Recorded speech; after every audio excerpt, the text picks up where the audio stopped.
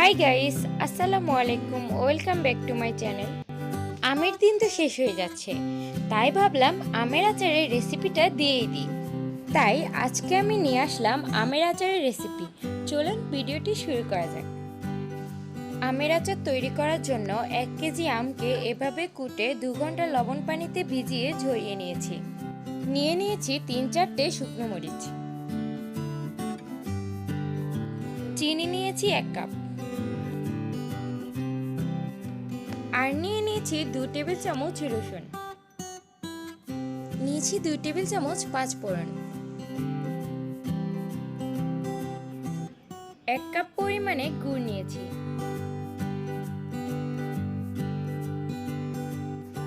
আর নিয়েছি ভিনেগার।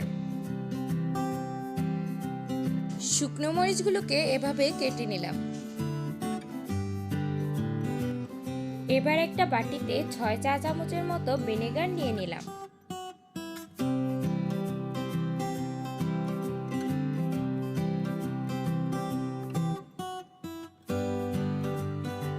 এর মধ্যে দিয়ে দিলাম 1 চা চামচের মতো পাঁচফোড়ন।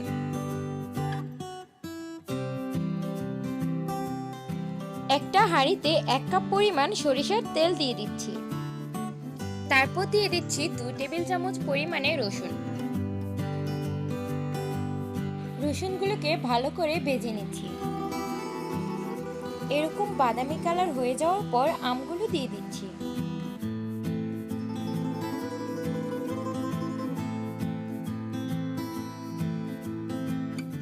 আমগুলোকে 5 মিনিটের মতো নেড়েচেড়ে নিচ্ছি। এবার দিয়ে দিচ্ছি 2 চা চামচ টালা জিরের গুঁড়ো। আবারও ভালো করে নেড়ে নিচ্ছি।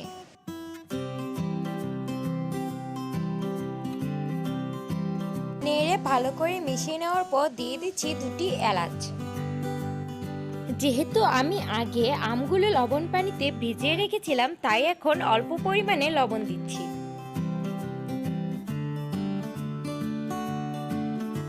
এবার দিয়ে দিচ্ছি 5-6টা তেজপাতা। তারপর ভিনেগার ও পাঁচফোড়নের মিশ্রণটি দিয়ে দিচ্ছি।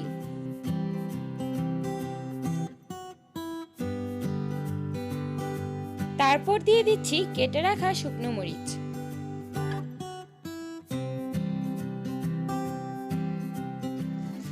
এরপর ভালো করে নেড়ে নিচ্ছি। এরপর দিয়ে দিচ্ছি 1 কাপের মতো গুড়।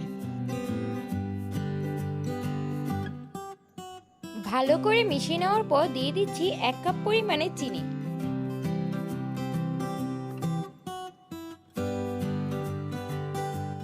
এবার 1 টেবিল চামচ পাঁচফোড়ন দিয়ে নামিয়ে নিচ্ছি।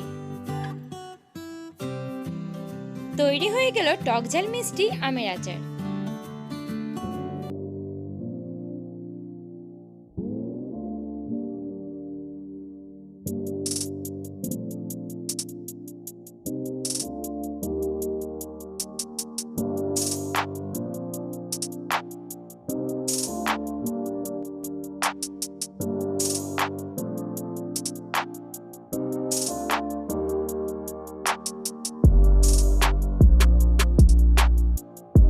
আপনারা অবশ্যই এটি বাসায় ট্রাই করে দেখবেন।